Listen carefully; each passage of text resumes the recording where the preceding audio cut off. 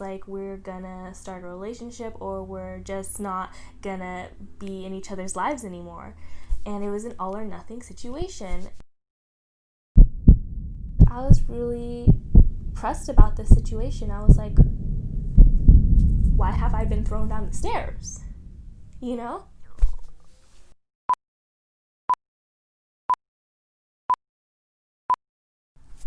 Hi people, it's Montreal. Welcome back to Montreal IRL and welcome back to my story. I already filmed this, but I had to refilm it because I just didn't like the way it came out, you know? I felt like I'm having difficulty telling this story. One, not only because it just doesn't make sense, like chronologically or otherwise. I feel like I'm working really hard to make a justification for why I even stayed in this relationship. And that's, you know, it is just hard to reveal the stuff that I was going through while on the outside it looked like nothing was really going on with me. And you know, it is humiliating. The narcissist works to make you humiliated of the relationship for this very reason, so you don't go and tell people about it. I'm just trying to raise awareness and let you all know what happened, not so you could spot red flags or anything, but just to tell you how common it really is, even if you think it'll never happen to you. I was an RA. I was someone who dealt with this type of thing happening to others all the time. I thought I have the resources, I have the knowledge. I thought no way something like this would ever happen to me, where I would be in a domestically violent relationship. It has nothing to do with how smart you are, how nice you are, how successful you are, how much self-esteem you have. It really doesn't. You don't have to be a broken person to be manipulated by a narcissist. I just want you to pay attention to that and really work on maintaining the boundary, because that's something you can do in the moment. In the moment that the narcissist is belittling you or hurting you, you can maintain your boundary right then and there versus trying to go back and look for the red flags. Alright, so picking up where I left off, if you missed my last videos telling you how I actually met this person, it'll be at the end of this video or in the description below. Picking up, we met up to rekindle our friendship. I brought my friend with me. I was telling her all sorts of things, like how I was concerned to start a friendship with him again, even though he seemed more mature this time around. We continued to hang out. He kept inviting me to parties he was throwing. He threw a party like almost every week or multiple times a week. The time between us rekindling our friendship and starting an official relationship was around like 4 weeks.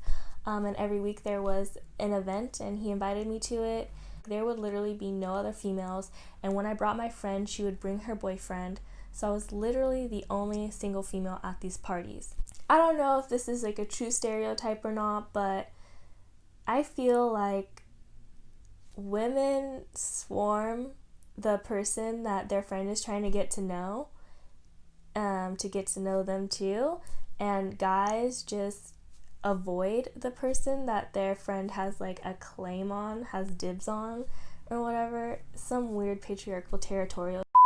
But you know what I'm talking about? Like, dudes tend to avoid the person their friend is interested in. And that's what was happening. Like, when I would go to these parties, like, no one like interacted with me except for the narcissist. It wasn't like uncomfortable, so I like stayed and my friend was there too. So I didn't really feel stressed about being in a room full of fraternity guys because I was being avoided. And I was like okay with it. Like, I wasn't gonna play beer pong or anything, so I was like okay just like standing there watching and just like chatting with my friend or whatever, just hanging out. So one of these parties though, the narcissist invites me outside real quick, and I was like okay. And so I go outside, and literally as soon as he closed the door, we just like start making out. And then, out of nowhere, I fall down the stairs. Let me just say that again. I was pushed down the stairs. We're on the freaking porch of his house.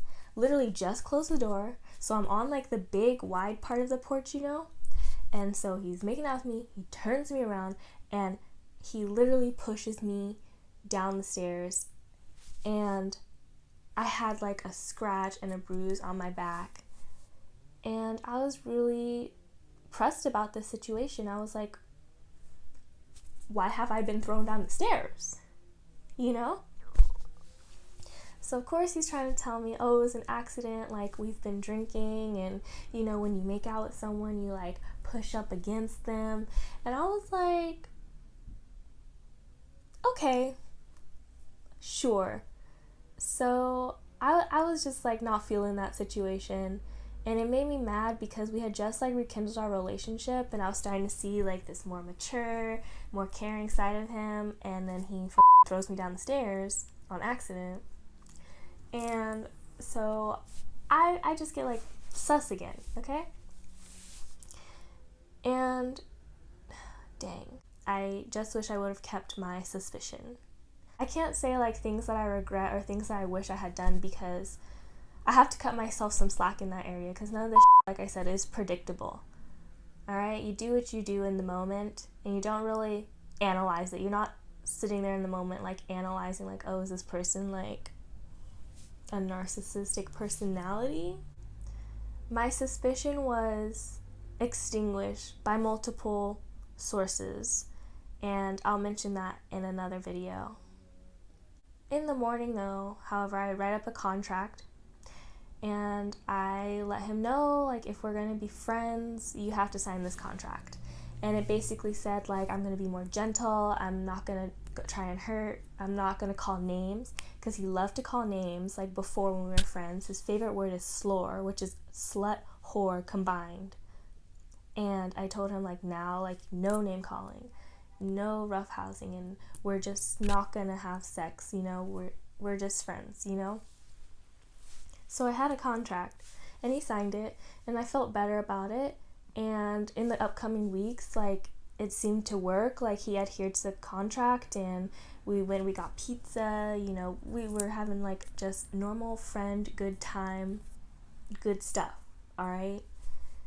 The week before we actually start officially dating, so like I said, we had like about 4 weeks in between where we reconnected and then where we were dating. So 4 weeks he was able to follow the contract. Wow! And then the week before we started dating, we broke the contract. We had a little entanglement situation, and you know, after our entanglement, I was asking him, like, is this gonna ruin things? Like, you know, we did break one of the contract rules. And the reason that I'm mentioning this is because that was on the contract. That contract was my boundaries, okay? The ones I'm always going to tell you to maintain in the moment. This is why, because I wrote it down. I had it signed, and I allowed one to fall. The no sex, I allowed that one to fall one time. And then after that, it was like all of the boundaries like just had no stability because I was not maintaining them. I had allowed him to break that, and he took advantage of that. So now I'm telling him, like, well, what are we? You know, like, we said we're not going to have sex, and we just did. So, like, what's the situation? Do you have feelings? Do I have feelings? We're having that talk. And he's telling me, like, no feelings. Like, let's just be friends again. Like, no. And I'm like, we keep on doing this. Like I told him, we're going in a circle here. I felt really bad. I was telling him, like, we just reconnected, I know, but maybe, like, that's all we needed was just to, like, reconnect, have some closure about our kind of stressful situation in the past, and just, like, leave it at that, because we keep on, like, being friends and then hooking up and then not being friends. And I was, like, telling him, like, I can't do that anymore, like, and we decided that we're not even going to be friends anymore, let alone friends with benefits, because, you know, it was just a cycle. And so this week, he invites me over for one last, he said, the final friendship goodbye or whatever. It was really dramatic. There was a Google invitation and everything. It was our closing the book ceremony. So at this ceremony, closing of the book situation, he's making us drinks. He's like, let's toast to this great 4-week friendship, you know, that we can go out on a happy note. And I'm like, yeah, cheers, cool. And we end up getting into another entanglement. And then literally like right in the middle of sex, he like stops and he gets all dramatic and he's like, I'm so dumb, like I want you or I want nothing, let's make this official, be my girlfriend. And there it is, the all or nothing thinking, I want you or I don't want anything. And that's kind of what the situation was. Ooh, did you hear my, oh my gosh, can you hear my stomach? I should go eat. That's kind of like what the situation was too. Overall, it was like we're gonna start a relationship or we're just not gonna be in each other's lives anymore. And it was an all or nothing situation. So he's literally telling me this in the middle of sex, okay? And he's telling me like, I want you or I don't want anything, like we should make this work. Okay, mind you, I'm still suspicious of him. Suspicious I got from Bailey Sarian, not my word. So he goes on, you know, in his little dramatic proposition to be in a relationship to say the way I've been acting is because of this confusion we have in our current relationship. If we start an official relationship, the stress will go away. That's all that we needed to be better and live our best lives, was to just be in an official relationship with each other. That is what he said. By the way, I did make him ask me properly to be his girlfriend later on.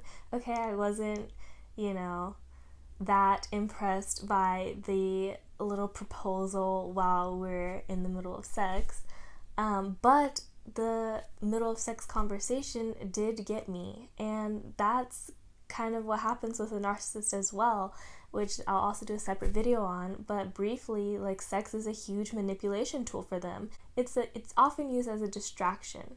Narcissists know how to make a sale. Okay, people, let's break it down. So he has a little dramatic moment. All of our problems, they're caused by the fact that we haven't defined our relationship. All of the ways I was acting towards you before is because of our lack of defining a relationship. He is pitching to me right now as he is having sex with me. He's pitching. Now, what does any reasonably prudent person say when this person is pitching to them in the middle of sex, right after they've just had drinks, right after they said they were going to just end contact, right after all of this other stuff has happened, name calling, hitting, needing to write a contract? What do you think I say to this proposition? I say, like anyone else would, I can't think about that right now. Let's talk about this later. What does the narcissist say? People, pay attention here. Let's analyze this. No. I need to know right now. I need to know that you're in it with me because I'm willing to go all the way for you. It's all or nothing rhetoric that's happening right now. Okay? He's saying like, we're in this or nothing, like you want me right now or never again. You know, he's pushing me to make this decision right now, like as I'm distracted, and as he's able to just kind of pitch this nonsense to me. It's all but they're salespeople and they will sell you, and I bought it to the point where I even tried to sell it to my friends. You know, they were asking me like, are you sure you want to start something with this guy? Because they knew all the stuff that had happened previously.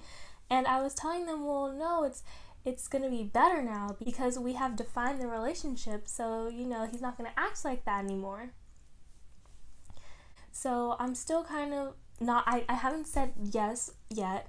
And he just continues. He's like, you know that what you were talking about the other day, us going back and forth, like it'll all be good once we are able to be in a committed relationship to each other. There will be no back and forth. And he starts saying like, I have these strong feelings for you. I always have. That's why I act out, because I was too immature to like express myself.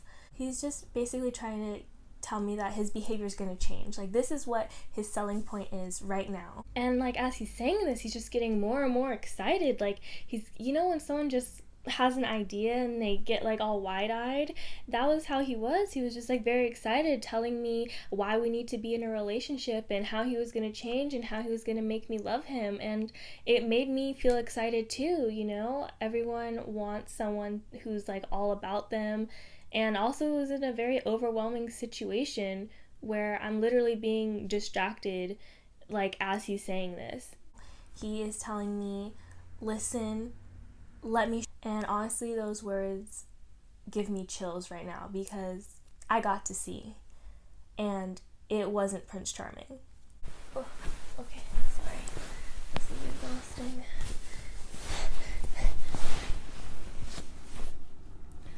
No shady things, no please. No shady things, boy, please. Take a step back, back, back, back, back, back, back. Ayy. This is just for sound mic testing purposes only.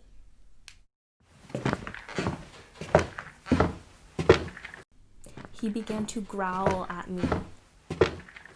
I got my supplies, my holy water, my sage. I'm just getting the out of there. I'm like by the door. I'm like, peace out.